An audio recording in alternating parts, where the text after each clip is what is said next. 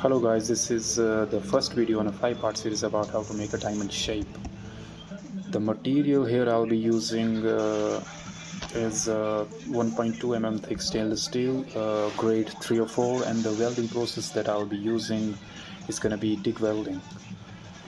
The part 1 is all about drawing the diamond so that you can get the necessary measurements like different angles and the sizes of the different shape which are needed to make the diamond.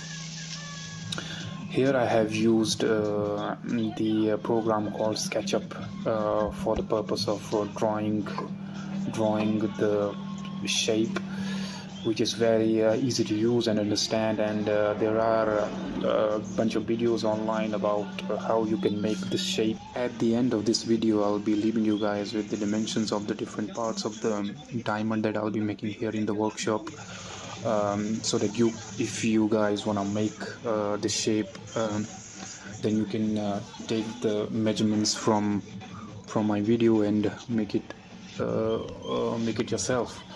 So thank you for watching the video and stay tuned for the next part.